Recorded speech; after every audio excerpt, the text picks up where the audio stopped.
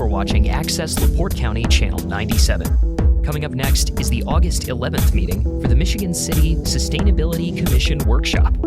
You can find more information for this meeting by visiting www.accesslaportecounty.org. Okay, thanks for coming. Wow, it's a pretty good turnout. I really appreciate that. My name is Wendy Vacher. I'm the Public Works Director in Michigan City. Been on board for about 6 months. Very exciting city to be working in. We have a lot going on. And tonight, with the Sustainability Commission, working with these folks, and I'll probably go around and have them at least introduce themselves. We got together and we're talking about the need to talk more about sustainability. What is it? What does it mean? What does it mean to you? Can we do it? The answer is yes. But we need to start somewhere. And where we're starting is workshop number 1, and the reason it's workshop number 1 is because I hope it's the first of many. There's lots of topics on sustainability. You'll hear me say that. It's a big word. So, but tonight we're talking about designing, financing, and constructing for success. And I'm going to give a little bit of context to that, talk a little bit about our fantastic speakers, and then we're going to get going. And we'll have them chat, and then we're going to leave plenty of time for questions and discussion afterwards. And folks can come and go as they like. The point here is not to talk at you, but to talk with you. So that's why we're here. We have wonderful snacks. Thank you, Larry and Ted in the back. Please raise your hand. That is them, not us. Sustainable snacks, very thoughtful, and we are most appreciative. Let me see, how many members of the Sustainability Commission are here with us? Okay. Oh, look, all right. So your commission has showed up, and we greatly appreciate that. Let's go ahead and go to the next slide. So how is tonight going to run? Uh-oh. You got it? Okay. Thank you. I don't use notes, so you can run my slides. So the agenda, which is also out here, we have a few handouts. You know, it is paper. Sometimes you need it. You can give it back and we'll recycle it. Or I ask you to turn it over and use it for your personal notes. That's what I do. But I'm just here to kick us off and to thank you all for coming and for your interest. And I know we moved a couple of meetings so that folks could also be here, so that's really cool. And then we're going to go into our presentations, and this just kind of gives you an idea about how things are going to roll, okay, for the evening. And I think most of you have that in front of you. So what I'd like to do is just introduce our speakers real quick. We have their bios, which we will put up, and then they will give you their presentations. But we're really lucky to have these folks with us. So Mary Ellen Etienne. Okay, there you go. See, I'm hooked on phonics. Is with us. She's the director of the U.S. Green Building Council, and we're really, really glad to have you. There's going to be some really interesting things about that national overview. What does it mean to do a green building? It can be done. There's lots of great green buildings out there, and she's going to talk more about what those resources look like. I don't want to steal your thunder. We also have Jack Schroeder. Thank you again for coming with LBVA Architects. These folks do it. They build it. They know how to make it happen and also do passive planning. And so I will give credit to Larry, who was like, we really need these guys. We really got to get these guys. And they came from Chicago and really interested and done work projects here. And hopefully we'll do more. So we're excited to see what Jack has to say. These are practical solutions that can be put into everyday work. And I'm going to talk a little bit more about that. And we have Brett Little. Brett, thank you so much. Brett is the education manager at the Green Home Institute. This nonprofit has done all kinds of interesting things. He's going to tell you about it. And Jack uses his own home as a demonstration project. So he's talking it and he's living it. So that's always nice too. So you don't just have talking heads, you have people who actually do this work, including yours truly. Let's go ahead and go to the next slide. So we can provide, these slides will be available. Drew is also, Access LaPorte County is also recording it so it can be out there for prosperity. Thank you, Drew. Always appreciate that, and we'll make sure that the video is available as well. Let's go ahead and run through these real quick. This is Mary Ellen, you can see. This is Jack, and this is Brett. So real quick, what is sustainable? What is sustainable development? How many people have heard this term 1,000 times? Okay, it means something to everybody, does it not? It is a big word. I mean, I remember when I was in college in the 90s. Yeah, I'm aging myself. But we talked a lot about this, even back then. How do we define this? What is sustainability? So what we have up here are just the two basic definitions, one from the US EPA, and then one from a more, the sustainable development, meeting the needs of the future basically without compromising everything that we have on the table. And I say that because it's a balancing act. We think now because we knew we have past problems that we're trying to fix, but we're living in the now, but we're projecting the future. Some folks are building things for the future, homes that people live in, train stations that people use. I worked for the Department of Defense. We even had sustainable air hangars for aircraft. It was pretty cool. But it all depends on what you're doing. But the idea is to think in a more holistic way, particularly about the environment, but also about social equity and economics. Because where I come from on a sustainability level as a planner, I tend to think more broadly. So that's why I'm introducing it, and then I let our professionals get up here and tell us more. Let's go to the next slide. So when I think about, as a planner, this is a graphic that I've been using forever, but I like this because to me, all of these points have to be taken into account when we're looking at community sustainability, broader sustainability. You know, it is environment. Hey there, come on in. It is environment. The environment matters, how we take into account the environmental impact of what we do or prior environmental decisions that were made and how we account for those. But equity and social thought is also really important here. In some cases, we're rebuilding community. We're trying to, sustain and hold community in place. I'm going to talk a little bit about that. And then we have pure economics, and let's face it, it matters. What it costs. What is it designed for? How long is it going to last? We live in a disposable society.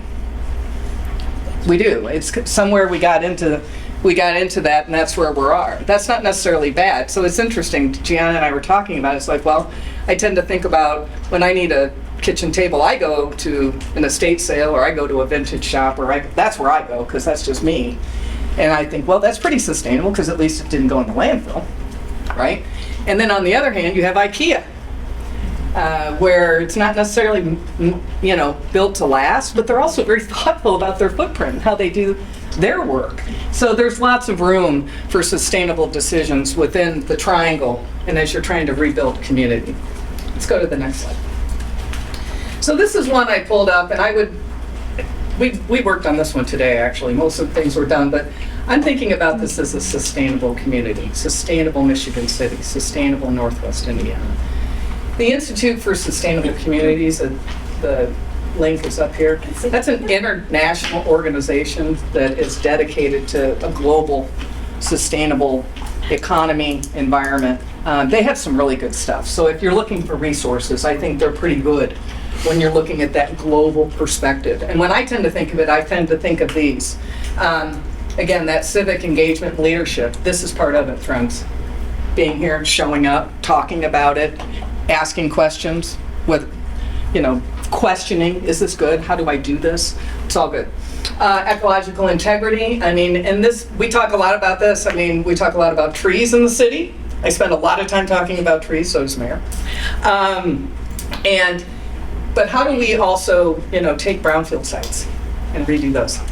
How do we work in sustainability with both on a community level, a business level, and an industrial level, right? We have that economic security. It's got to work. It's got to get funded. Somebody has to be able to borrow against it, right? You have to be able to pay for it. If you're going to build a house, you want somebody to buy it, right? Yes. So these are things that we think of as well. And then social well-being. And some of this seems fluffy, but it isn't. We live here. What's it going to be like 10, 15, 20, 30 years from now? A lot of what we do, as I tell people all the time, it's not for me. I'm not going to be here. But your kids, your grandkids, other people's children will be on this earth. So the idea is, how do we make better decisions with what we have today that last a lot longer than this? And most of the folks I know in here, I know you think the same way, no matter what the subject might be. So these are just good elements to think of if you care about the larger sustainability and what a sustainable community looks like. Next slide, please. So I think of tools, we're talking about design and construction. That's what we're talking about predominantly today. Buildings. Buildings are the biggest source of energy use in the country, in the world. This is where you get the most bang for your buck. I'm sure our presenters here are going to tell us a lot more about that. So that's why we started, and I think starting with buildings was the right thing to do. Well done, Larry. Because once you build it, it's here. And so we need to be thinking about that. Financing and investment tools, those are interesting, and there's more and more coming. Right now, sustainability is probably not at the top of the federal lexicon, but it doesn't mean that it's gone anywhere. It's still here. It's still with us, and making the sustainable decisions will continue on and on. So it's definitely here at the local level. And we get to decide what's at the local level, so that's a beautiful thing. Equity and economic access, again, we've got to, we want to maintain Michigan City and grow Michigan City, right? We want our current population to be met. We want to entice other people. We need to grow our population. So we need to be thinking about that. And then planning, zoning, land use, that tends to be a lot of what comes into my bailiwick. And without those tools, you can't build what you need to build. You can't do it the way you need to do it. You can't do it where you want to do it. And so that's where the planning and zoning and land use comes into play. I'm going to give you an example. Next slide, please. This is something that we have in the city, and we're working on expanding it. So I wanted to give you an example of a planning tool. So this is the neighborhood preservation ordinance. This is currently in place for, it's R1E. Zoning, I know this is real fun. If you don't know anything about zoning, hang out. It'll be great. But this is already in place, and it really allows, as we look at more sustainable infill housing, and we need infill housing. Who here thinks we need infill housing? And we need to be thoughtful about it. I knew Mayor would say yes. This is really powerful stuff. And so I'm going to give Skylar your credit here. This was his baby, and we are taking this now and hoping to go to Plan Commission very soon to expand it into R1D as well. And in the planning and zoning world, that's a big deal. Steve's excited. Steve Hale will be helping us get it through Plan Commission. Yes, sir. What you got? What is infill housing? Well, okay, that's a good question. So if you look at the graphic, it's the idea. So think about your most of your traditional neighborhoods, well, in the city, but we could just go down right off of Franklin or Washington, or go into Elston Grove, or even the west side, lots of places where you can see that the lots, there used to be a home on them, or the lot was already subdivided to have a home or something on it, but yet there's nothing there. So the idea is, how do you come back into the neighborhood and build new houses in places where the lots are already set, the parcels are already there, you already have services, you already have your water and your sewer already in place. So that's what infill housing tends to be, kind of bringing residential back into the neighborhood where it was originally intended, or where it existed, and maybe it was demolished, something like that. So that's just literally filling in. Yep, that's one of those that's pretty straightforward. It's infill housing. There you go. So I just want to mention this because this is the tools. And so when we think of planning, these are the kind of tools. And without these tools, these great ideas don't get put into place. Does that make sense to everybody? Mm-hmm. Okay. And with that, that's enough from Wendy. And we're going to kick off into the rest of our speakers. We do have Mayor here. I want to acknowledge that. Mayor Angie is with us. Thank you, Mayor. Appreciate it.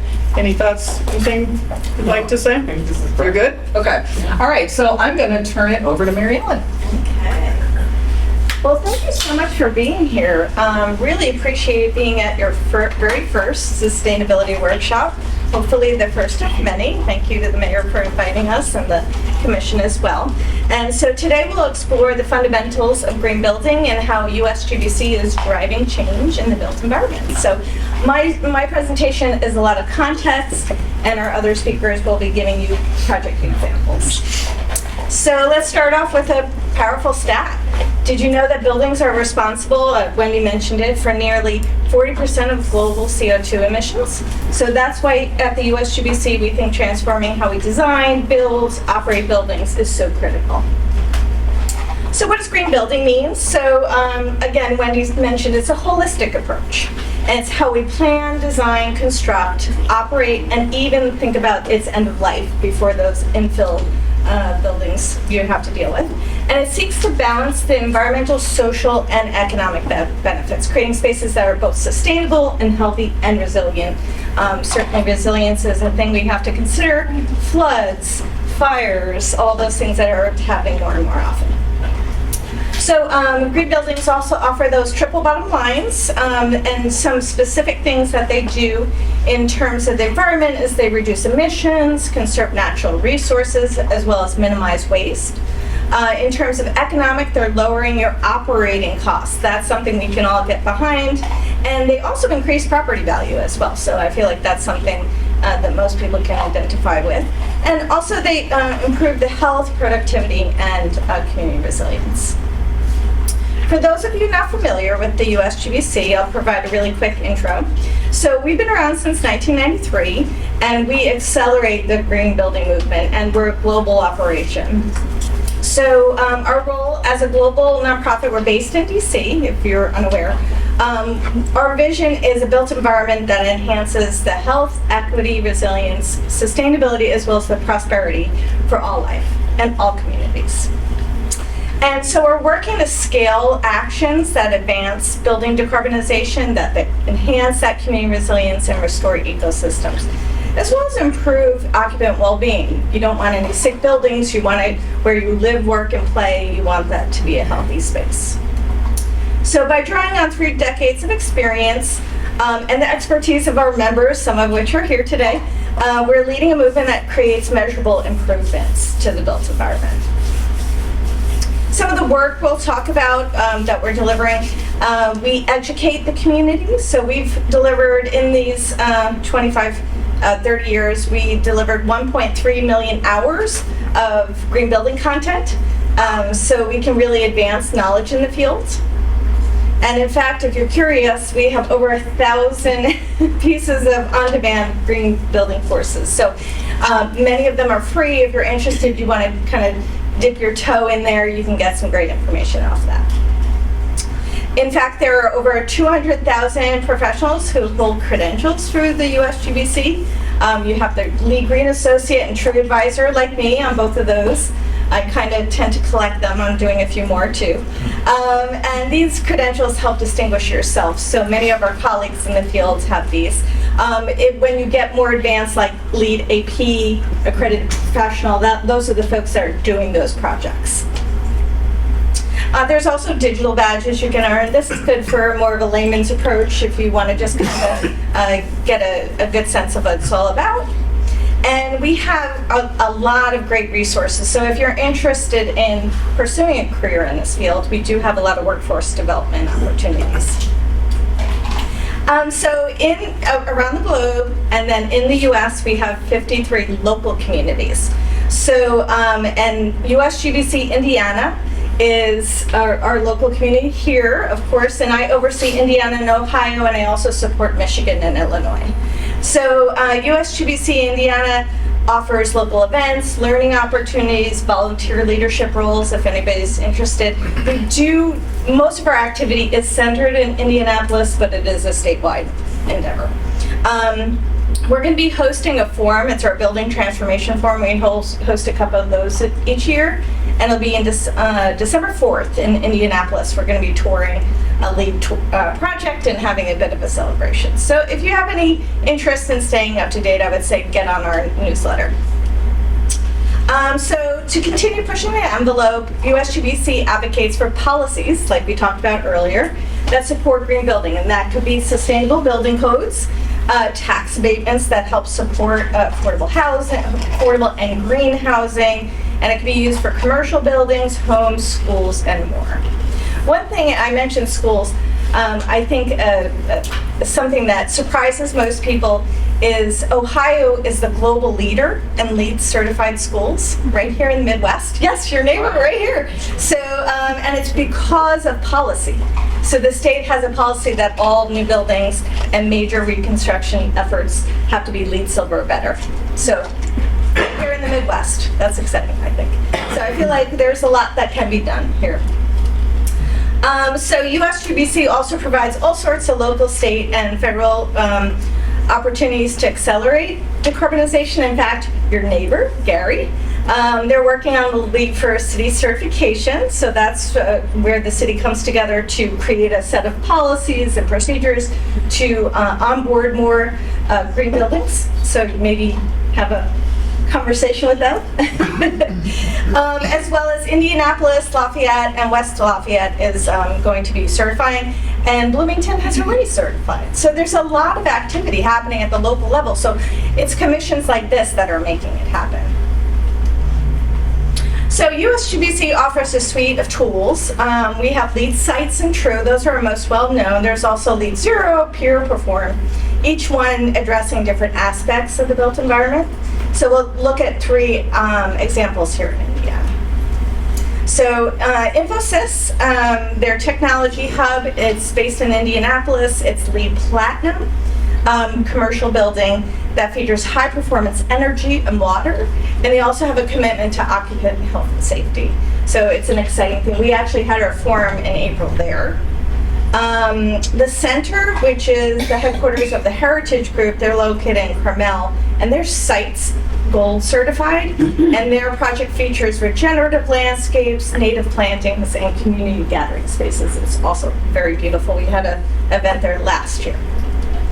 And then Colgate-Palmolive in Richmond. This one's really exciting. They achieved over, they got True Platinum. They diverted over 97% of their material waste streams through reuse and recycling. So this is happening here. So this is just the start of great things to come. So I'm going to really talk quickly about where we're going with our latest version, LEED v5. So we kind of touched upon this earlier, that these projects really divert metric tons of CO2 emissions. This is 120 since 1993 that we've been doing LEED. And so LEED v5 is globally recognized, and I'll go into a few of its key principles. So we're really proud to say that LEED is the most widely used green building rating system in the world. And the framework helps create healthy, resource-efficient, and cost-effective buildings. And as Wendy mentioned, it's not about today's building. So buildings, apologies. It's about a better future. So about half of the buildings that we'll have in our building portfolio by 2050 have not even been built yet. So if you think about that, we have time, we have to make these changes now.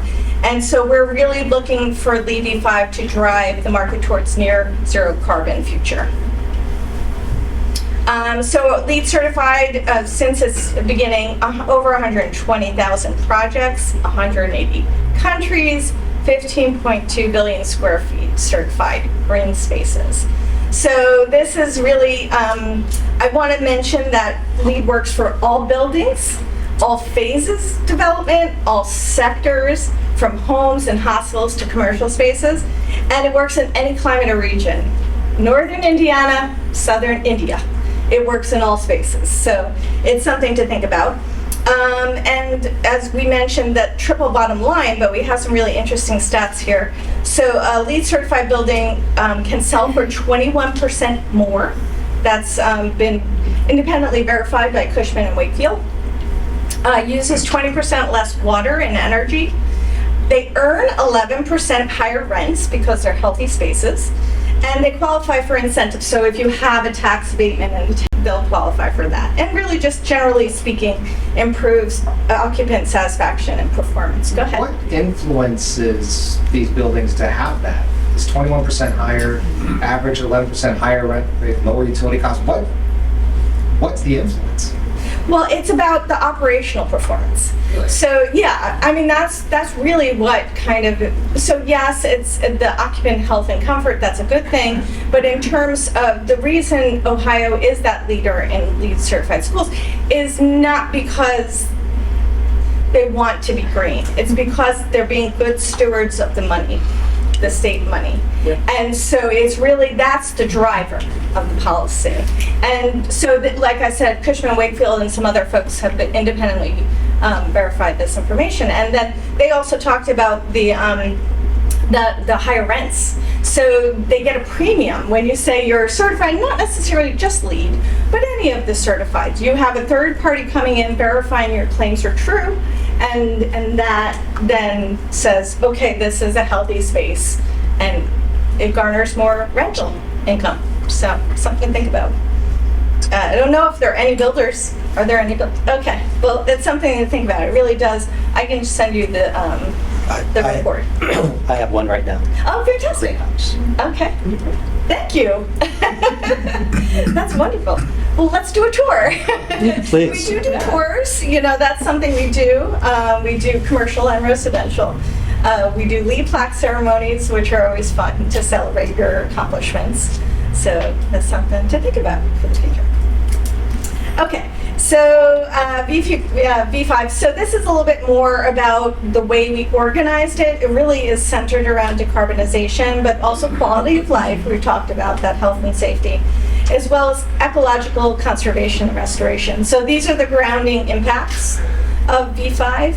And it should be noted that none of this work happens in a vacuum. So we are driven by community consensus. We have steering committees, commissions, technical advisory groups, you name it. So it really does take a village to put this all together.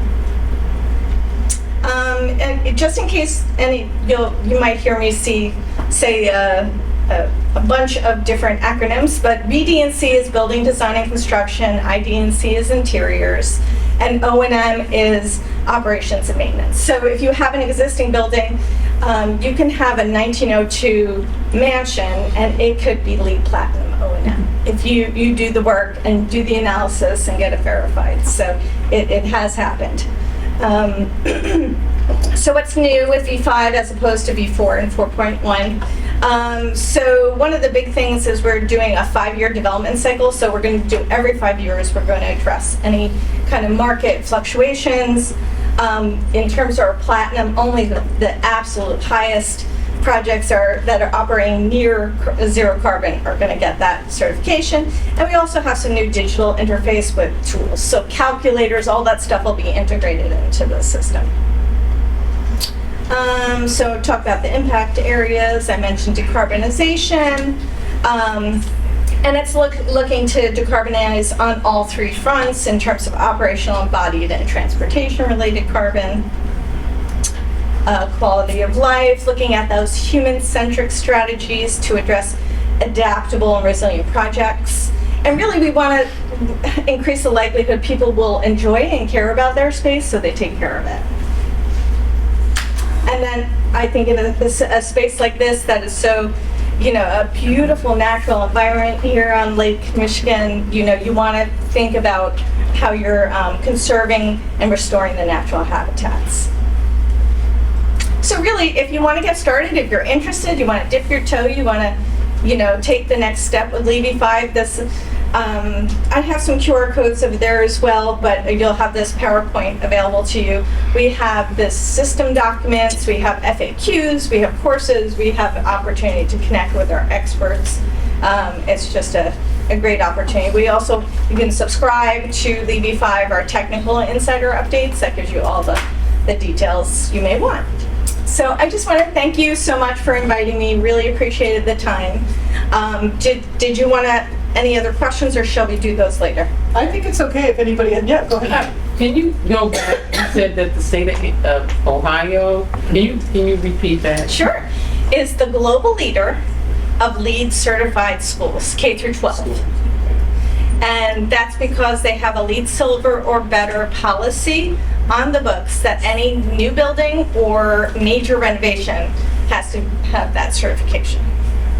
It's just a phenomenal program. Public buildings or? It's schools, but it's also could be museums, like that 1902 mansion that's in Cleveland, and they got LEED Platinum O&M, and they got some state funds. I'll also throw in a lot of cities like Cincinnati, I think maybe Columbus have a tax abatement program, Yeah. Cleveland too. which has helped spur a lot of homes. I don't know if it gets into commercial, but it's spurred a lot of LEED certified homes and green buildings. And they said the loss of those taxes still is a benefit because of people building and building better, Yeah. at least from the studies. So I don't know. And they've even adjusted it. Cincinnati is just it's a national leader.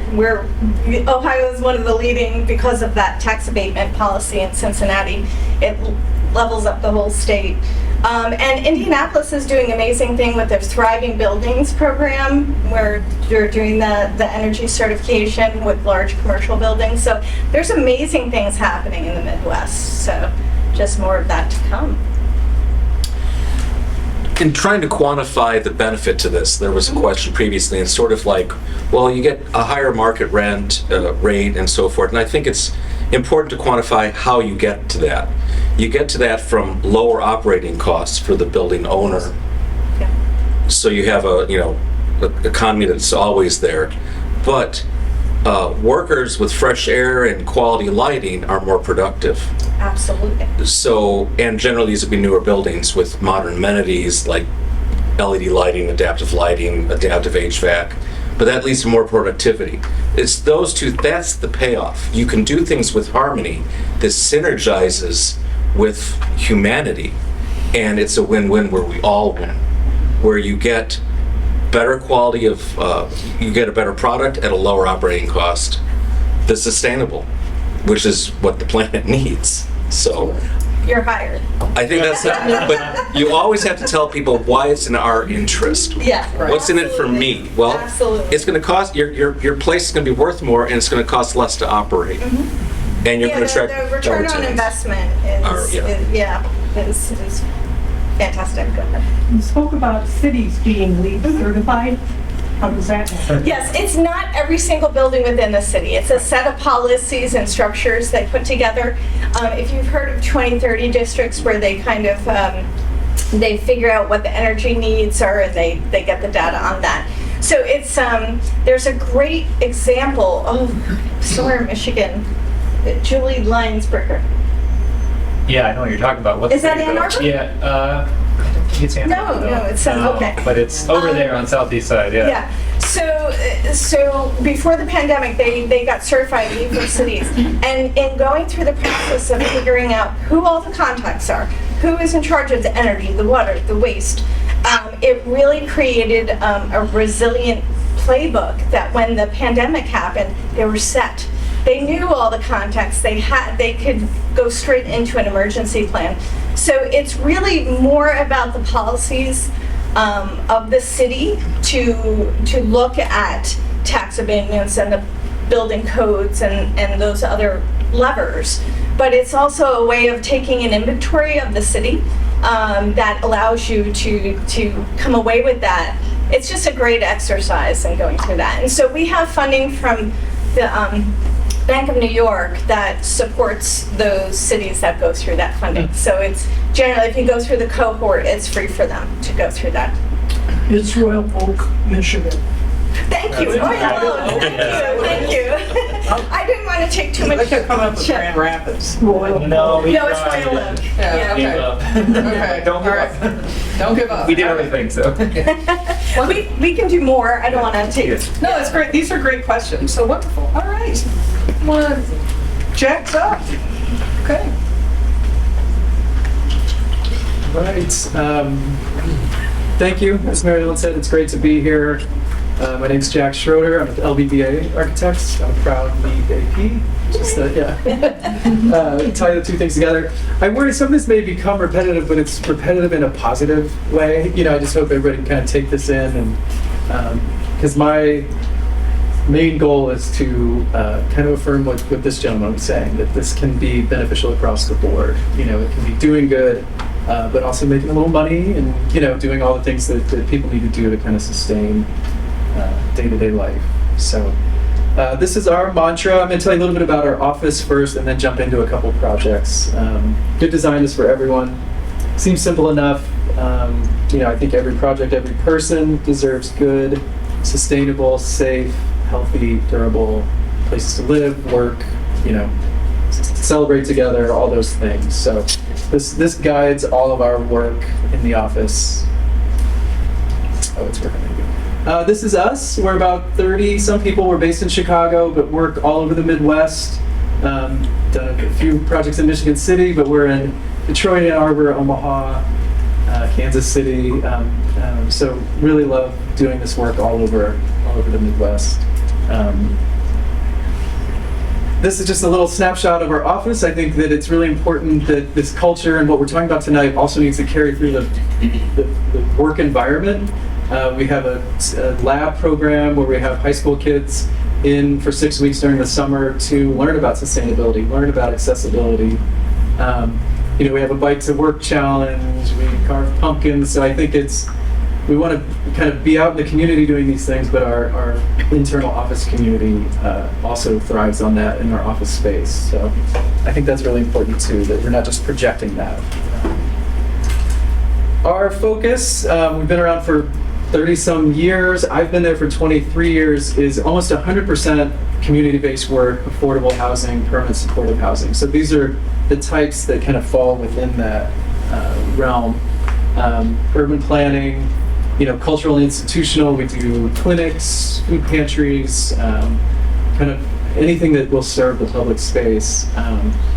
Transit-oriented development is kind of a growing subject that you know, is everywhere. It doesn't have to be a big city. You know, I saw the bus system kind of run by. People were riding the wave when I walked in. So, you know, and I will say historic preservation and rehab is probably half of our work, and we find that to be kind of the ultimate sustainability in that we're not just knocking this thing over and throwing it in a landfill. Let's take this beautiful, usually these great, beautiful old buildings, and bring them up to modern standards and make them efficient and healthy. So I don't want to step on Mary Ellen's whole speech, but I did want to say that, you know, the majority of our work, similar to what we were talking about with Cincinnati, requires certification of some sort. Because it comes with city funding, state funding, HUD funding, they'll require a green certification. So for us, that's all of these little hexagons. This is LEED, USGBC, Energy Star, National Green Building Standard, Enterprise Green Communities, which is really focused on affordable housing, and they actually do some funding for housing as well. And then this is Passive House, or FIAS. This is specific to Illinois DCEO. It's a grant funded through utility companies. So these all exist. They all have different strengths and weaknesses. You know, this is something that your kind of design professional or consultant can kind of help you to understand what would fit best for your community, your specific building project. Some of them overlap. If you're doing enterprise, new construction, you're also going to need to be Energy Star. So they're not all exclusive, but this is just to let you know it's not, LEED is great, we do a ton of LEED buildings, but there are other options and other kind of avenues. So this is what we call our integrated design workshop and sort of sustainability process. And I think this is where a ton of the value in doing green design comes from. So I'm just going to kind of walk you through it step by step. We start with the OPR, the owner's project requirements. So this is where stakeholders, owners, staff, developers get together and they write what they think their goals are for the project. That then goes into an integrated design workshop, usually in a room like this, where everyone gets involved. The builders, our engineers, our team, contractors, maybe the municipality, you know, and some folks in planning or Department of Buildings. And we keep refining and learning and figuring out what this project is going to be. From that, we create this basis of, I'm not sure if I'm supposed to touch that, the basis of design. And this document becomes this this is the Bible for this project. So there's going to be hiccups, there's going to be zoning, there's going to be budget overruns. But when you get to those points, you can pull this document back out and say, this is what we valued most. This was a little lower on the list. So how do we keep this in the project? And it's not a rules, it's not something you can't break or rethink, but it does get everyone aligned and really makes this project united, communications united. Then we go do our work, design documents, which is, you know, permitting, entitlement, code, and beauty and comfort, and, you know, we get all those things into the design. And, you know, I'm kind of blending some of these, but another huge advantage is commissioning and green rating.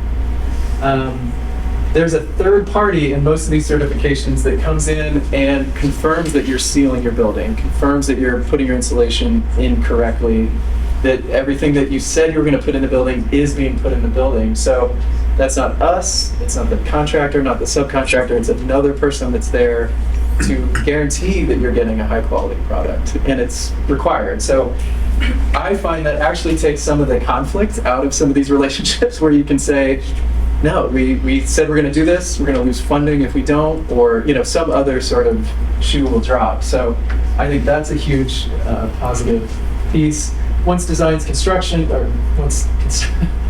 is complete, we go to certification. So this is when that governing body, whether it's USGBC, NGBS, reviews your project. You've got this list of things that you need to submit. Sometimes they're on site, not always. And that's when you get your stamp and your plaque, and you've achieved this certification, which is really pretty great.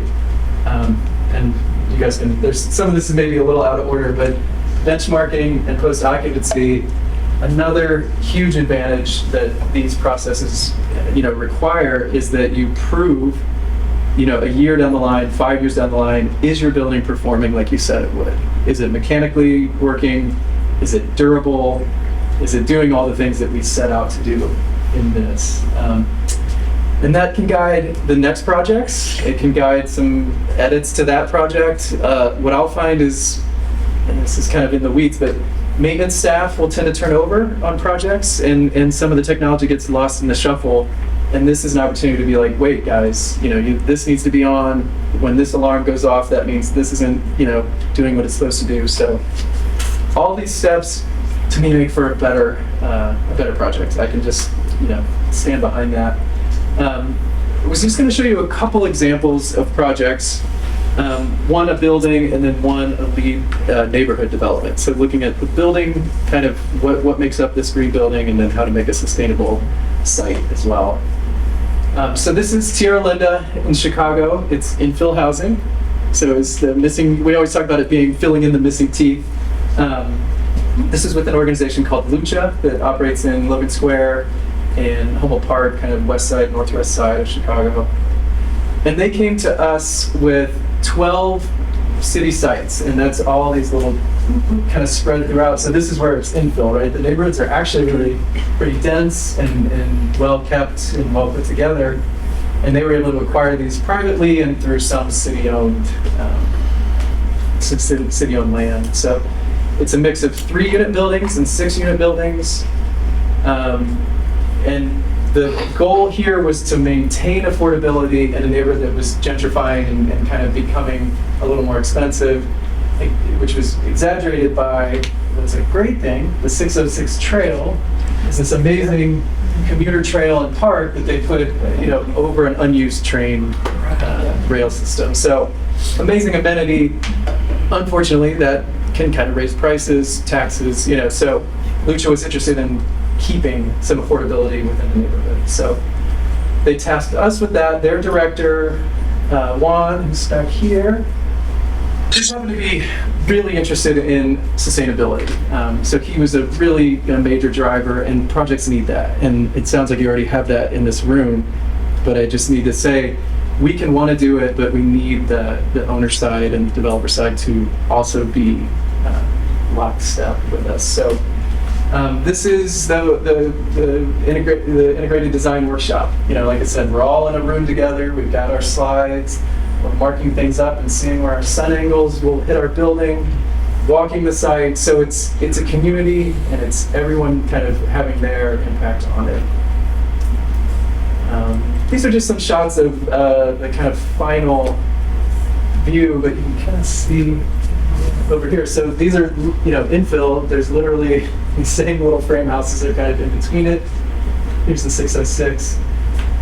But one of the cool things about this project was Juan really wanted to do a passive house, and it was going to be the first passive house multifamily in Chicago. And passive house, on a really simple level, to me is sort of the Cadillac. This is like next level green and mechanical and shell improvement. So the first goal was to do all the buildings with that.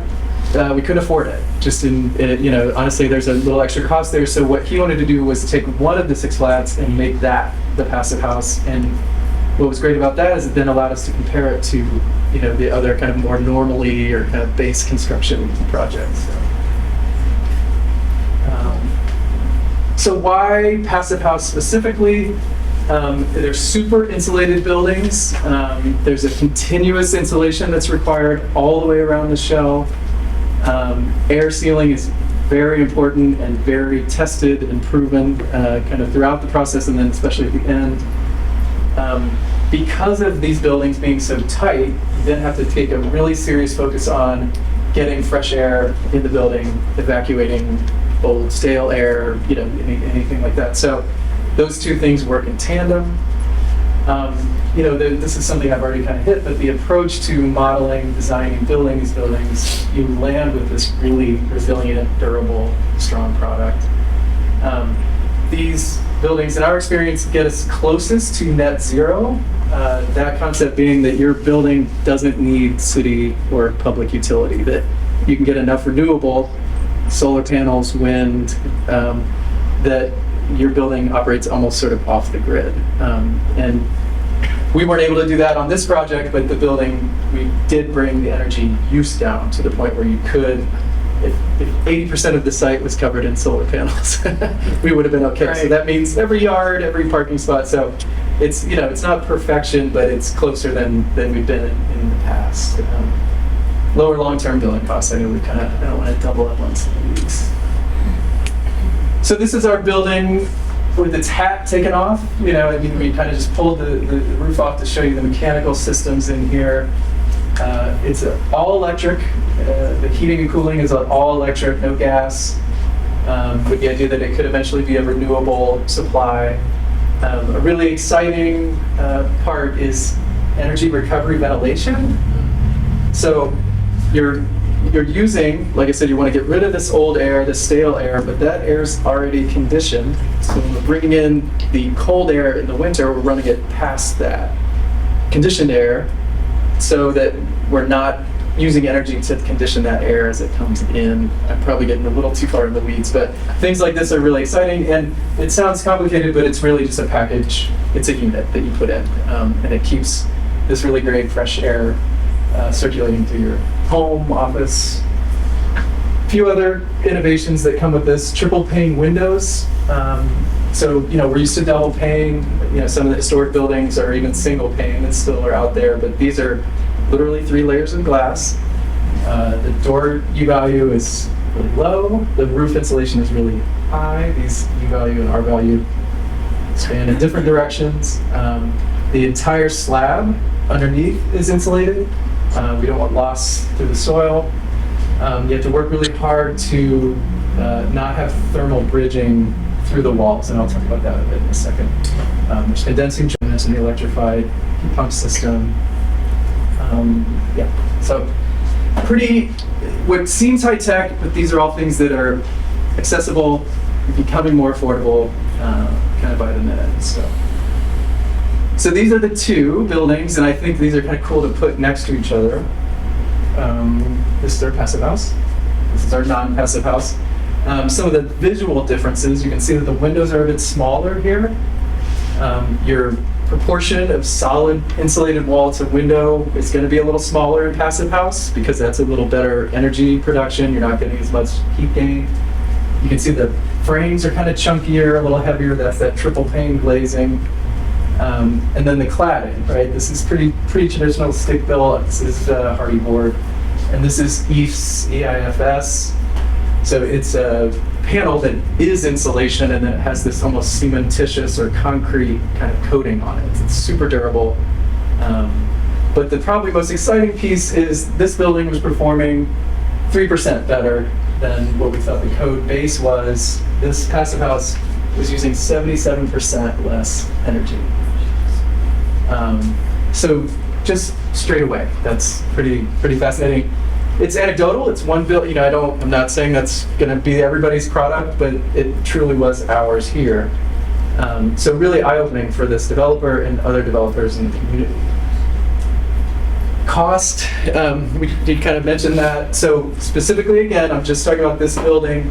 Our contractor was able to kind of assess what does this cost, and it was 15% more in initial hard costs. So I read 12 to 18% more. I don't know, Brett, if you kind of. That's about right, yeah. So you are going to judge that payback on energy use, durability, but this isn't 50, 80, 100. You know, I think that there's sometimes going to be this impression that these things are just to the moon, and that it's just not true. So. This is, I'm going to try really hard not to get into the weeds here, but I thought this was a really good study on how intent you have to be on designing these buildings well. You know, so what I said earlier was there needs to be continuous insulation outside of the building, so there's no thermal bridging. So this red line is a thermal bridge.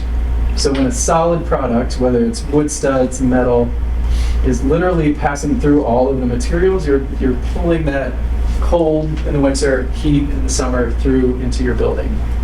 That's going to warm up or cool off your building. That's going to lead to moisture issues when there's, I just lost my word. Condensation. Condensation. Thank you. on the product. So so this was the product we ended up with, and just to be clear, this is cutting the wall just straight down the side. These are sections. This is the plan. And we studied all these different versions, and you can see these red lines, error, fail. You know, like these are bridging too much. So we studied these, talked about cost, worked with the contractor on buildability, and this is where we landed, is the kind of final call. So, sorry, all that's to say is this is probably too complicated for today, but it shows you that you're challenging your designers, your contractors. You know, we're going to make this building really great, really solid. This is the Woodlawn Park redevelopment. So this was certified LEED and D neighborhood development. And I just wanted to quickly run through this because I think buildings are one thing, but what I understand at Michigan City, we're trying to build some community, some streetways. You know, it's not just each building being its own independent thing. So this was with POA, Preservation of Affordable Housing. This is the stretch of Woodlawn, Green Line train here, and this was CHA, public housing, all along this stretch. And this connects, right here is the Midway, University of Chicago, Hyde Park. So it's this really beautiful neighborhood, and I'll just say a really poorly designed batch of public housing was built here in the 70s. And we were tasked with, let's rethink this whole thing. So we decided to have it, we with the developer decided to have it try to be certified as LEED and D. This gives you a sense of the before. No sense of public space, no sense of a front door, of a porch, of interaction. You know, I don't really know what architects were thinking sometimes when I see this stuff. It's just, I mean, I can see affordable, but there's even smaller decisions that could be made that could have improved it. So we started to develop different uses. They had a choice neighborhood grant from HUD, which is not only housing, but requires, you know, retail, community service. So we really worked intently with them on the planning of that. And this is kind of the 3D of that.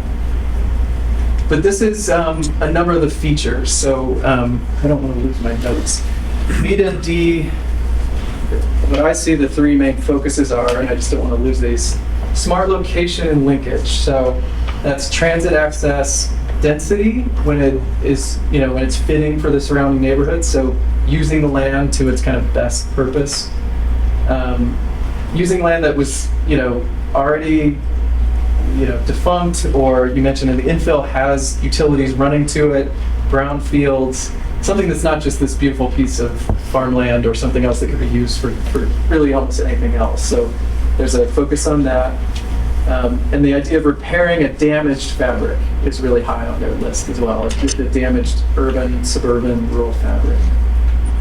Number two is neighborhood pattern and design, and this is walkability, shade, amenities, play space, multi-generational space, place for a senior to be and a child, and then green infrastructure. So then going back into less water usage, less energy usage on site, stormwater management, and that usually comes through green roofs, rain gardens, permeable paving. And then the buildings within the development also need to be certified. So it's a real undertaking. And this was LEED for new homes, which still existed. I don't think that program exists anymore. But so this was our design. As you can see, beautiful trees, great front yards that also serve to kind of make people feel safe. There's this boundary that wasn't there before. Accessibility is huge, so there's these ramps that get you up into every space. Permeable paving, great gardens. You know, any decision you make, let's make the best one for this community and who it serves. You know, I'll move kind of quickly, sorry, I'm going along, but this is, so we did do solar, hot water, and solar photovoltaic. Play environments kind of at every piece of this. Like I said, multi-generational. Sorry. This was the senior building that was part of this development. This is the Burnham Independent Living Seniors. You can see the change, you know, from those early photos I showed you. There's these gardens, there's boundaries, and things are safe, but they're permeable. This one had this wonderful garden and park space for the seniors, and we really focused on what they needed and wanted. This great trellis, kind of a dining space. This is garden beds, but we learned from our community meetings with them that they're not really up for bending all the way over. So these garden beds are raised with benches kind of sat right next to them, and they're thriving. And I think this is one of my favorite shots, being kind of a sustainability nerd, but the idea of using every inch of a roof. So these blue panels are solar photovoltaic, and these kind of linear ones are hot water. So they were supporting the domestic hot water buildings. And that's me. Wander. Thanks, everybody.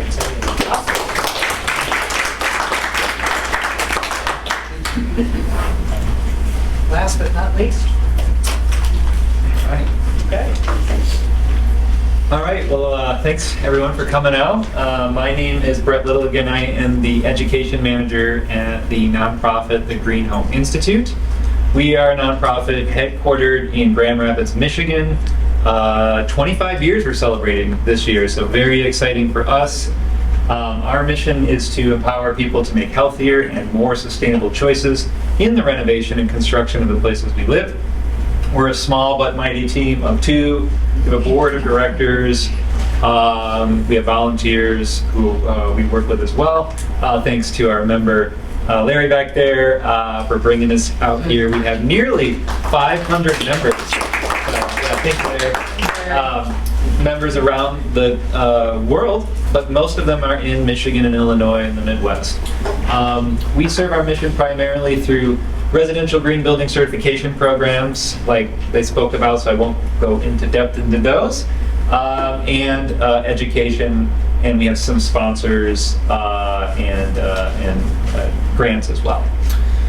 So I am the education manager here, so I get excited about educating people and empowering people to do this kind of work.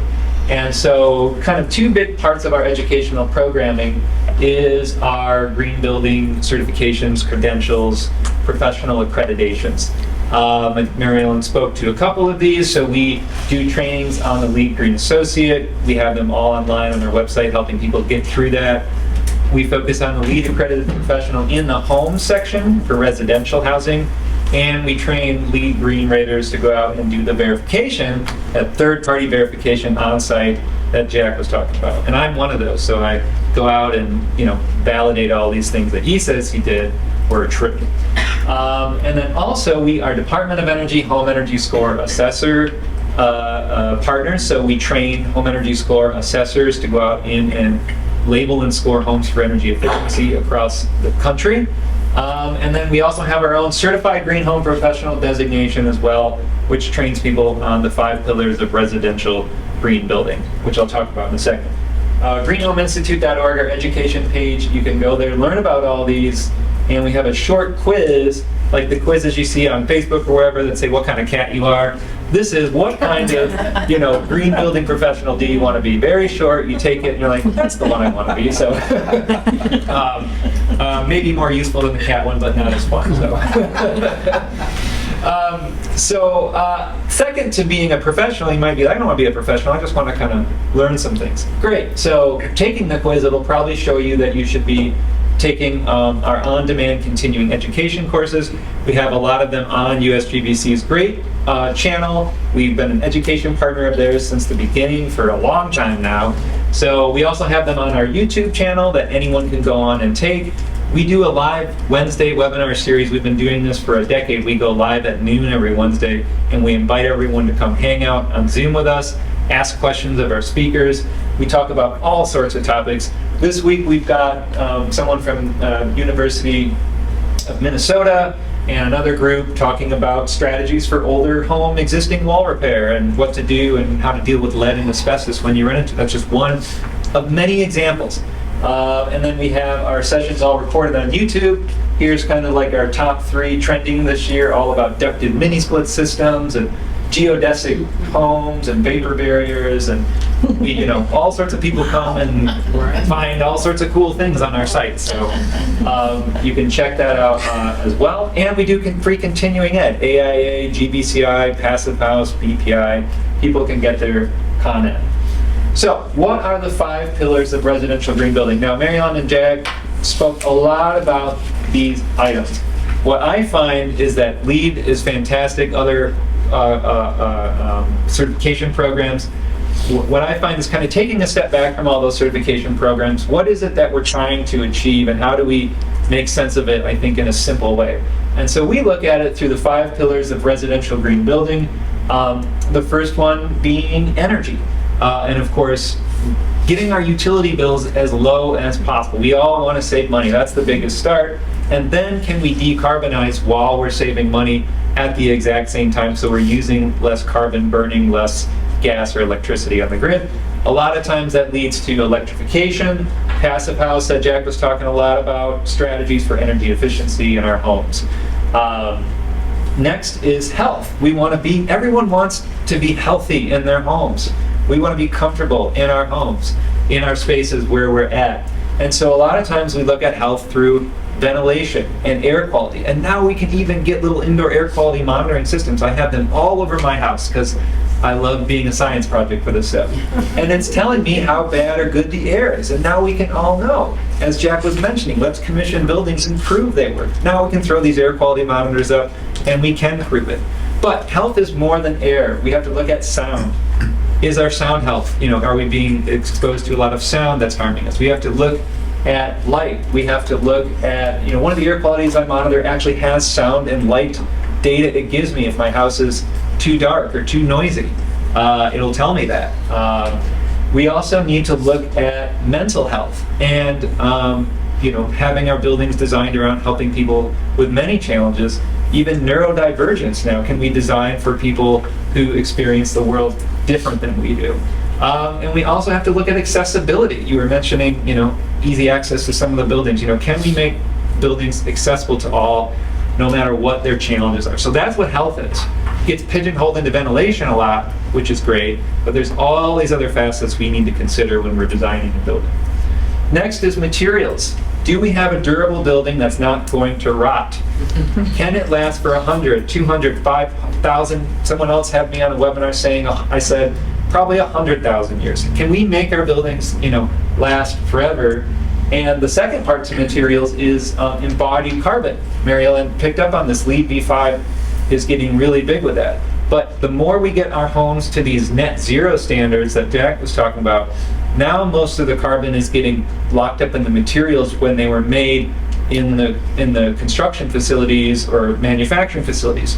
So now can we use materials that have less carbon in them that are still just as good and hopefully cheaper, and boost our local economies and are sustainable and healthy for us. So those are things we look at in the materials pillar. Water, pretty easy. Water bills are going up all over, and there's reasons for that. I don't want to judge any cities or anything, but they're going up exponentially across the planet. Where I live in West Michigan, we are running out of water. We're in a severe drought in Holland. We have well waters running dry. So we are running out of water. Water bills are going up. So let's save water in our buildings, and that on a city, muni supply, that is processing energy. Carbon, you have to process every gallon of water in and out, and that burns carbon. So let's save water. And finally, sense of place. And I think, Jack, really, you know, you nailed that one, so I don't have to go into that one. What you talked about with ND and the community with infill housing, maybe looking at passing, you know, laws that help with accessory dwelling units so you can make use of spaces. How does our homes and projects make the places we live around us in the immediate site, community, city, the world better? That's what we need to ask. Not worse, but better. That's what place is. So it's a little more obscure out there. So we are LEED for Homes providers. We do LEED for Home residential certification. We've been one of the original ones for single family, multifamily, mixed use, mid-rise. We have projects all over the globe that we certify. We are Enterprise Green Communities Technical Assistance Partners. You spoke to that program a little bit, where we help certify affordable housing projects. And we also have our own internal program called the Green Star Home Certification, primarily made to transform our existing housing stock towards good, better, best, and achieving all 5 pillars of residential green building. And so it's also used for new construction, single family, multifamily. We have this program is actually codified in incentives in St. Paul and Minnesota and a few other places in the state of Minnesota for some reason. But it's a great tool. More than getting certified, we have online free resources to help guide single-family homes, new construction projects on how to do this. And we have all sorts of manuals and things we keep up to date on giving you the resources on how to achieve those 5 pillars of green and make sense of connecting all the dots. So it's all a free resource on our website, and then we can also certify projects if there's an interest or a value or some kind of, you know, incentive to do it. But I want to talk about localized strategies here to make a difference in your community. What can you do at a community level to make real change in the housing sector? And so I'm really excited about a program called Home Energy 101, which was born in Holland, Michigan several years ago in the middle of the pandemic. They launched their community energy plan 10 years ago, and we've been involved with them since then, and it's gone through multiple iterations. And the latest one that seems to have stuck is the Home Energy 101 process. And so we're expanding this program with thanks to Dan Boersma, who's the Sustainability Director of Holland, and he will come down here and talk to you. He's just a genuinely excited and passionate guy to see this spread across the country. We're looking at Traverse City, teaching energy coaches up there. We're in Lansing with this program. We're talking to some other cities right now, and we'd be excited to expand it, you know, into Indiana and Michigan City as well. But the concept of it is all put together in this really nice guidebook, and we can send the link out, I think, which is up here, that was put together through University of Michigan. It was City of Holland, Traverse City Board and Power and Light, and then I wasn't involved, but my counterpart, our executive director, helped put this guidebook together on how to launch these 101 programs in your community. Now, one of the key reasons these programs work is you engage the local nonprofit sector, and they're trusted in the community, and you get them trained on how to go in and evaluate homes and help homeowners do this kind of work. So that's what we're doing. We're one of the nonprofits working in Holland and other places, and I got to help train other nonprofit individuals doing this work. So what does it look like if you get something like this launched? At the biggest, the simplest, taking a step back at the Home Energy 101 program, is you have an initial consultation. A homeowner hears about the program, they reach out, and they get information about the basics of their home, the utilities that they're using, and just evaluating what all goes into that. Next, you have, like I said, one of these, what we call home energy educators, going out into the home and doing a walk through the house and evaluating what is going on from an energy and maybe health and durability. What are the issues going on in the house? Number 3, they sit down with the homeowner, tenant, and or landlord, whoever, and say, these are the issues in your house, these are the problems, here's a kind of plan we can kind of put together to fix these issues. And if you've got a really savvy Home Energy 101 educator, someone like a coach or a resource navigator, whatever it might be, they have financing, funding, financing, incentives, A plus B plus C plus D. Here's how you're going to pay for doing all of this work. And so they can bring that to the table. And then step number 5 is hopefully the homeowner makes an improvement and then looks a couple years ahead to the next improvement. Because, right, we all live in a home. and it will never be perfect, right? We always want to do something. And I think the same goes for green and sustainability. We're always trying to do more to hopefully improve it.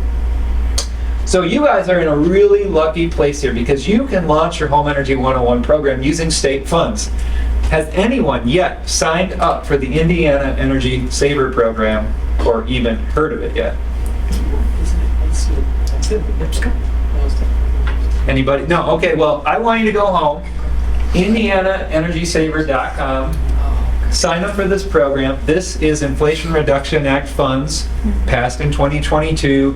They are protected. They're, for the most part, I believe, I know they are in Michigan. The money has been distributed to the states, so they have it, and they're distributing it out by improving people's homes.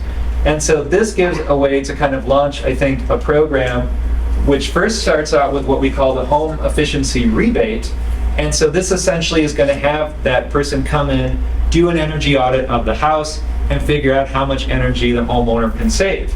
From there, depending on the occupant's income, there's up to $18,000 per single family home if a home can save 35% energy usage, and up to $400,000 available for multifamily apartment buildings for income qualified. And again, there's an income qualification level with more money, and there's a higher level income with less money. But we encourage everyone to just go out and apply for the program now. And again, they've launched this program in Michigan, so I'm just repeating all my same talking points when I go around Michigan too. So Yeah, we've met with the organization that is actually managing the program for the state of Indiana. So we, myself, Housing Authority Director, and our Planning Director, Wendy Green. No, I wasn't in on that. And so we met with them to come up with a comprehensive rollout for the city for it. Oh, sorry for getting ahead. That's all right. That's all right. But the organization that is managing it, we met with them. They are also working with several mayors through AIM, which is our state organization. So they came to Michigan City and about a month ago and talked through what the program can do and how we can launch it. Yeah, it's kind of in the sign-up period right now, soft launch, and then they're hoping to get started soon. The other aspect of it is the home appliance rebate. So let's say the auditor comes through the house, can't get you to 20 to 35% energy savings, but the other intent of this program is to help electrify our equipment, which brings in more energy efficiency, gets us off gas, which can be unhealthy, can cause all sorts of health issues or be dangerous. We had, not that far down the road from me, we had a shelter-in-place issue ordered because some construction worker cut a gas line. And so everyone had to go into lockdown. That doesn't happen when you cut an electric line, though things get bad then too, just for the individual. But anyway, so this is the intent of this program, up to $8,000 for brand new heat pump technology. You talked a little bit about that. I've got a relative getting one of these in Michigan through the Michigan version of this program. So they can come through and give out this kind of a la carte money, again, up to $14,000 for income qualified, and up to $7,000 for higher level incomes. And this money can stack with the other program. So that's, upwards of maybe, into $30,000 for people who are financially struggling, and to help, decarbonize and make their bills lower. So very simple process: education of the program, application, sign up, get the energy audit, the checkup done, the evaluation, put a plan together, someone checks the work that it was done and installed correctly, and then reporting gets done to make sure it meets the federal requirements and the funds are distributed equally to the program. They got marketing stuff on their website, so you can kind of print this off if you're educating your community about it. They've got it for tenants. Landlords can give this to tenants and say, hey, here's the program, we should help you sign up for it as well.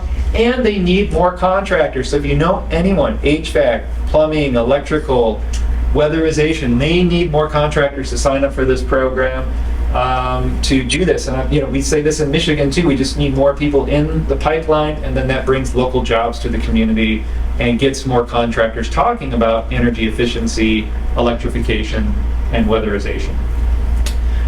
You've also got your good Federal Home Loan Bank of Indianapolis, which can bring in up to, I think, $15,000 for home energy efficiency improvements for people who are in financial need. I just had a relative helped them through this whole thing, got them a free roof.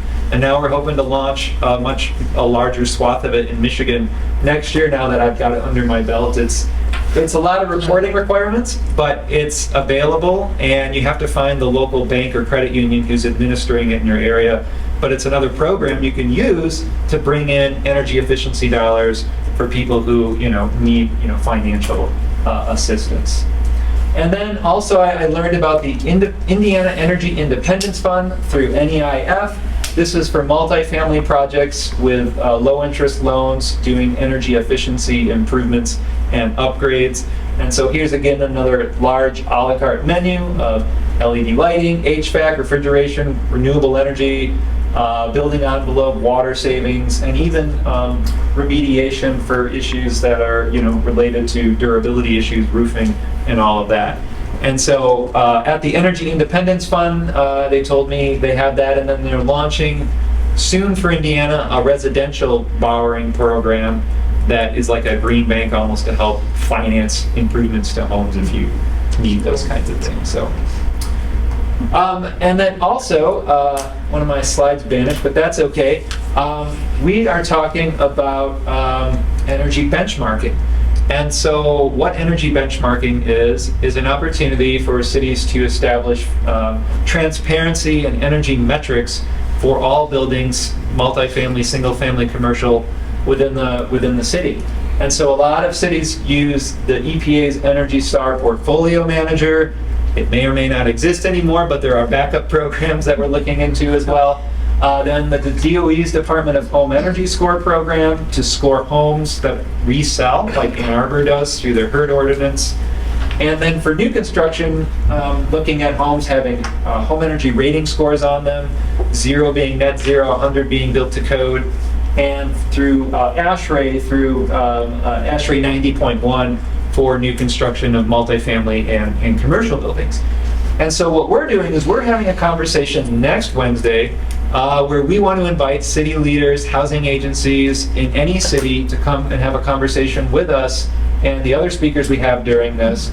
And we're going to be actually doing a live survey and asking questions on what are some of the benefits and opportunities and barriers to implementing these benchmarking laws for single-family and multifamily buildings in cities so that we have transparency of energy usage and energy efficiency. And so we're encouraging, especially all of you representing Michigan City, to attend next Wednesday. It's free at 12 p.m. Eastern, so 11 a.m. your time, because you're in the past from me. And I hope you'll join us, and we'll share that out too.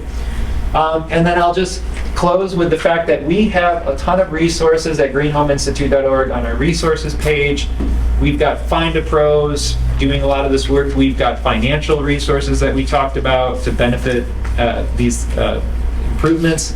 And we have a whole a la carte menu of tools that we keep updated as they change to help implement sustainability within our housing sector. And so that's all listed on that page, and anyone can go there and learn more. So, thank you. Awesome. Thank you. You got all that? All right. So conscious of time, and thank you so much. I mean, and thank all of you. I think that you did a great job, and there is some overlap, but I think you guys all took your own spin on it, so I really appreciate it. What do you think? Y'all showed up. What do you think? I will put out my own questions and call you out. But let's talk about, we have a builder. How does this resonate with you? And I mean that sincerely. You have to think about we've talked a little bit, that's why you're here. It was great that you came into the office and we were able to talk about this, but, how do you consider some of these things? Or is there anything that's on your mind that, It's all very familiar to me. I've done a totally thermally broken double stud wall, triple glazed window house, electric water heater on demand. This is just confirmation of what the path that I'm on is the path of the future. So this is good stuff. It's good to be a part of this group. Oh, thank you. I know. Cheers to that. Yeah, I know. And it's great that you're here. Like I said, you came in and was asked a question, so it's good. They show up. Yeah, always good, but I appreciate that. How about other folks? Yeah, in the back. Yeah, I have a question for Jack and Brad, I guess everybody, but talk about the embodied carbon piece and obviously the new LEED standards and pushing for energy efficiency, passive houses, clearly being quantified, with maybe increasing costs to build this way, but then how you get that back on energy savings. Are there any tools that you guys are using to do that from an environmental perspective where you're saying like, oh, we're replacing this target board with BIS foam, which has a higher carbon footprint, but with the energy savings, it will pay itself off in this amount of time? Yeah, is there a break-even kind of calculator? Because I think that's what people want to know. They say, oh, they're trying to build it as fast and cheap as possible, but in the end, are they really benefiting at the cost within a few years? I think people want to know how long will they get their return. Yeah, there's a simple equation there, kind of. Like if I just say 75, you see how much do we spend month over month, minus 75%. How many years does that take? But I think you're talking about even off-gassing cost of production, right? Like there's this Carbon cost. I think there's one thing that's simple, right? It's dollars in, dollars out. But then I think those are harder to quantify. You just do your best at each decision. I know that's not a great answer, but like the project I was talking to you about in Ann Arbor, one of the developers' husbands, it was at U Michigan studying different forms of insulation, and we ended up with blown-in fiberglass was our best building health answer, and that kind of surprised us, So I think it's hard to quantify, but just making sure that every decision you make is quizzing that, is asking if this is healthy, if it's healthy to produce, So. I will kind of add too real quick that there are now tools. There's obviously energy modeling tools. They tell you how much energy you're going to save. And there's now embodied carbon tools that are telling you what the embodied carbon is going to be. And it's like, I got a tool overload, right? I got to use this one and this one. So they're getting married, right? So Passive House International, not the US version, I'm sorry if I hurt anyone's feelings when I say that, you'll know if you know, but they have come out really ahead where you can kind of evaluate quickly. Well, here's the trade-off of operational carbon versus embodied carbon. Where's that sweet spot?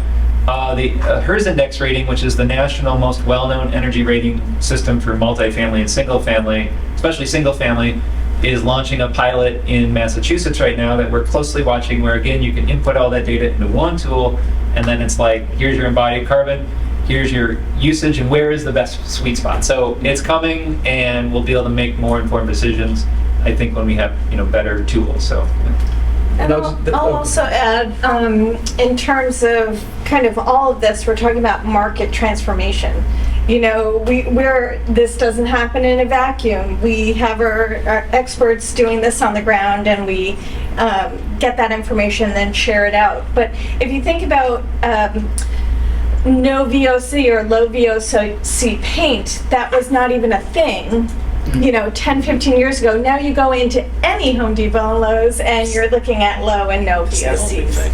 So that's what we're talking about, is all these pieces coming together and sharing that expertise. And I had a question for you in terms of the the Passive House, like, why did you pick that one thing? Was it the spot was better for Passive House strategies? Anyway, so this is all about gathering this information and sharing it with each other.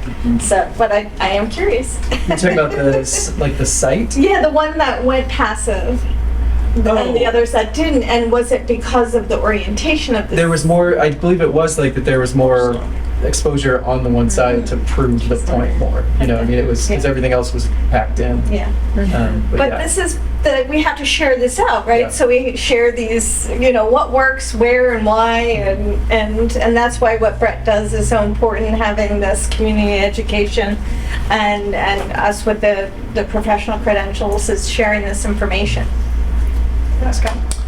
The real question for Brent, and this isn't my question, is what was the cost differential between the passive and the non-passive 6 flat? Was that the 15% premium? But the reason I raised my hand was really, it seems to me Michigan City has an opportunity presenting itself right now. We have large developments being proposed I just recently saw, now the number's up to $600 million of post-double track development in this town. Now, I'm not aware of any LEED certification or LEED efforts being undertaken as part of any of that 600 million. I could be wrong, as I don't know if there's any LEED at the 11th Street Station or with the proposed solar project. But the real question is, we have an opportunity, we have large developments, especially the Memorial Hospital at 5th and Pine site, since we have a big RFP there,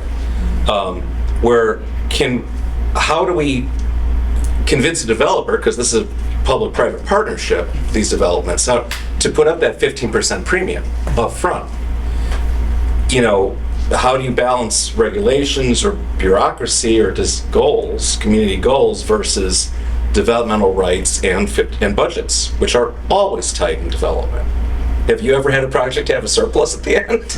All the time. Oh, yeah. Hire this guy. But so how do we get some of this? What's the incentive, a community? What can we offer a developer, or in an RFP can we demand that we be LEED silver or? It looks like whatever? somebody, I'll talk about, yeah. I've got an answer for that. touched upon, but it's definitely a part of like an RFP kind of scenario that you can help with reducing that carbon footprint, is the encouragement of sourcing materials within your 50, 100, 150 mile radius of your site. So that's one way of doing it. And just similar to like how we do minority participation, where we encourage that, we could also encourage the sourcing of resources that are near and close to home. Instead of sourcing that marble aggregate to make your terrazzo, let's get the crushed glass out of the landfill and make that be part of the terrazzo. So, you know, things like that. Go ahead, and then I'll chime in my thought. No, go ahead. I think that you start somewhere, right? And that sounds simple, but you start somewhere. And I think you start somewhere where if you're asking for public money or incentives, and we've got some asks as well, and try to balance it out that way so that you have demonstration of proof of concept that is public benefit, but also related back to what the public is putting into it. I usually tend to think of those as being good starts, right? It's like, this is what we want, and maybe even incentivizing that in the RFP. You get higher points in the scoring. That's where I see it the most. It's competitive. That's the best way, because it's either, like, you're still carrot stick, right? I think that if we start that way, particularly for our publicly funded projects, and say, this is how we're gonna do our ratings, and you get higher ratings the more you build this in, then I think we start getting some creativity, and you get the people who you want to show up going to show up. So I think you start there, but y'all do this for a living. That's just Scott. That's just my off the cuff thinking, like right now. How do we do that? And one of the best ways. And I'd love to do some infill housing that uses this and be able to on the ground demonstrate. How does it look when you do it? How do you really save money? You don't think you can afford a 30-year mortgage, or you want to create intergenerational, multi-generational wealth by leaving homes to your kids, you want it to last, right? So there's some incentives there, but I think we have to start on the public side. What are we expecting when we give incentives, and what do we want back? I would just say this isn't an answer, but it's such a hard balance because you want development, right? So how do you hang on to any of those, because people can always start to walk away. So Right. So it's, I think you're right, the carrot is probably better in sort of deal making in these ways, I think. I would say that the carrot is, yes, there is that level of bureaucracy, but I think you're actually building the market. Right. Because when you have, so for example, in Ohio, with those LEED silver schools or better, Ohio's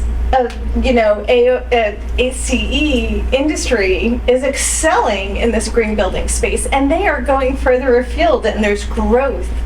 So they're bringing that expertise that they've developed on the ground elsewhere.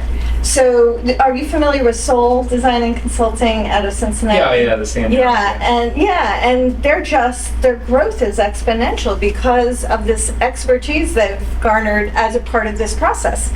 So they're sharing the wealth, and so I don't think it's limiting. I think it's growth. And it's also, to your point, you want to see your community thrive, be kinder on its resources. You're in a delicate ecosystem here. You want to be kind on the resources. You want to, have growth, but you want to have the right growth in terms of that, like that longer vision. So I think what you're talking about is fantastic. Go ahead. Well, I think the low-income housing tax credit programs, you could use them as a sort of model. Michigan's, Indiana's, Illinois', Ohio's, they have these great frameworks for the green points and good, better, best sustainability aspects. And so that, then, we had a developer on the call with us just the other week now, has to go Passive House because Michigan added Passive House to ours, and they're like, I don't want to do this, but I have to be calling you, but, what gets people to that level? Like West Virginia has a very educational aspect to theirs.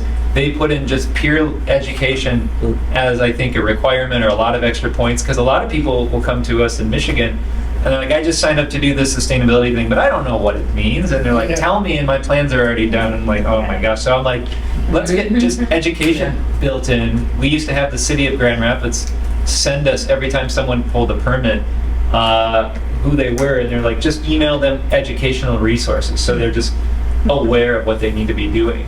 And then there was COVID hit and that kind of went away. But, just embedding that information. Did they even know, can you include utility bill incentives? The utility companies might give multifamily and single family incentives. Can you just include that in your sort of packet to, like, were you aware of these? Because you could build to this and you could get that money too, so. I think, I was just going to say, in the however you do the RFP or the code can be certification agnostic. It could just be use a verifiable system. So it doesn't have to be one or the other. You're just saying you're going to have a third party come and verify what you said you did. Well, that's awfully nice considering. I appreciate that. No, I'm serious. But I think too that, to your education point, when you do one of these buildings, you also have an education for the people who use them. And I will say this sincerely. So Marine Corps Camp Pendleton they got a platinum, I think it's a platinum barracks. Anybody ever been around Marines? Okay, so let me tell you what happened when they opened that building. It was great. We had ribbon cutting, admirals, people everywhere. And then the Marines got into it, and in about 2 weeks, everybody's like, whoa, we need an education system.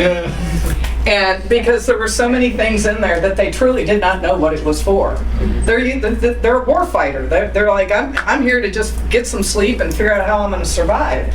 So we had to take them out of the building and then actually reintroduce and talk about, this is why the toilets flush down or up.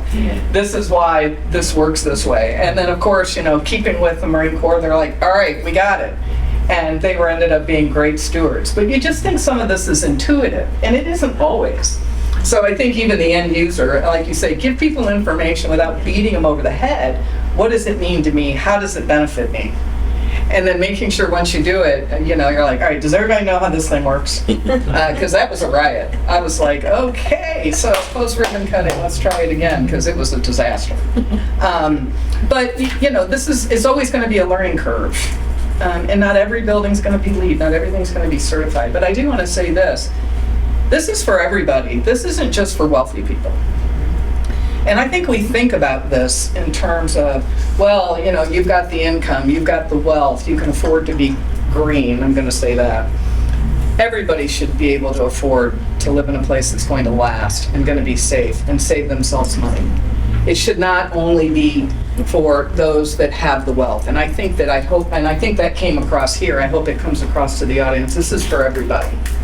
It doesn't matter what your community is. I love the idea. We talked about historic. We talk about that a lot. But this is for everybody. And I want you to know that. Yes, sir. What about renters? In Michigan City, there are a lot of renters who have very poor insulation in their walls and in their windows. They end up paying enormous utility bills. There's nothing they can do about it. Right. What are your suggestions? Well, I think we've talking a lot about the building code. Our building code is old, not like a lot of other people. And Energy Indiana has a whole program for the actual landlords, for renters.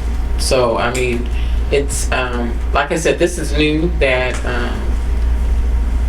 that will be coming, but it's still, they actually have a program. But the thing is, still have to get the landlords to Yes. say okay and approve it. That's the only difference. It's going to cost them something to upgrade. Absolutely. And so we've been talking a lot about that. How do we balance this renter, user, landlord relationship in a lot of ways? And the energy efficiency is just one of several. And we're going to have to, as we look at the code and we look at these changes, we're going to have to, with a carrot, I hope, move this needle into understanding that, if you are a landlord, we understand it's a business, it's okay. Like we said, it's great to make money. We want people to make money. I mean, I have a rental house. Other people, I know Mary and I have talked about this before. But we're going to need to find a way to explain that then you need to be able to maintain, and we want to encourage people to do these improvements because it's also good for their bottom line, because if you want to sell it someday, it's going to have a lot more value. But we have a lot of balancing work to do on this. So I'm always up for suggestions, but we've talked a lot about our landlords. Look at Detroit, 50% of the population of Detroit is renters. Ours too. And that really is a game changer, and we need to be thinking about that. So that's why I say it's available to everybody, and hopefully these programs will help. These resources are good, but enforcement of other things will also be possible. So The way things are going, fewer and fewer young people will own their own homes. that's correct. So This is accelerating. yes. So we may end up, maybe workshop number 2 is what do we do about that? I mean, literally, how do we bring that back home? And that's why I mentioned just infill and things like that to give this context. But maybe we need, I'm always in for proof of concept, let's do one and then show what it means. Because then people say, oh, now I see. Did you want to weigh in on that? No, are we finished with that question? Does anybody else, before we move on, because your comment is very thoughtful and I appreciate it. None of us really talk about code, and I do think there's also base building codes and what's adopted by communities Right. is part of it. And Yes. codes continue to catch up with all these certifications that we've been talking about, and the certifications need to keep being better than the code. So any new construction will have to be up to that code, any rehab that goes through a permit. Now, a landlord owns something and doesn't care about it is always going to be a challenge, right? So, but I will say that even base code is way better than it was, again, 10 years ago or so. And it's adoption of those codes. Some communities are slower, and especially energy code. So the sooner that can be enacted, the better. But it doesn't solve everything. Work to do. So. Sorry, go ahead. One of the biggest challenges that I have selling a product for a customer is identifying my ROI.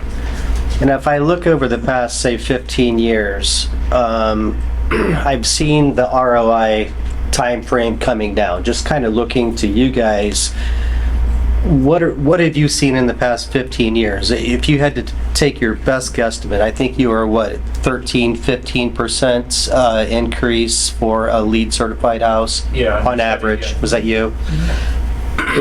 What would you say your time frame is for a return on that investment? I don't have those numbers queued up, because what I will say is some of it's cost of utility depending on where you're working, right? So Yep. this was 77% decrease in load, but it's all electric, which in the Chicago market, maybe others these days, is electric's more expensive than gas on a sort of Yes. KBTU curve. So I don't have that. I mean, I'm with you that I've seen it on a good trajectory. This is Sure. a good trajectory, like going down, but yeah, there's also different when you throw a solar panel in the mix. Geothermal, that's going to get even better, but it's starting from a higher point. So Brett might have better kind of stats. I don't. Do we have a modeling software? Yeah, so the home To- energy Yeah. HERS index especially for new construction, you've got, great companies here who do that. So they'll tell you in the plan review stage, like, here's your plan, your ROI, based on today's energy costs, and inflation, of course, is going up exponentially. I know in Michigan, our energy prices are just shooting up. So usually they use a conservative number, but it's always worse, right? You always get a shorter ROI because of that. So yeah, they can tell you, here's your plans, your ROI is 10 years.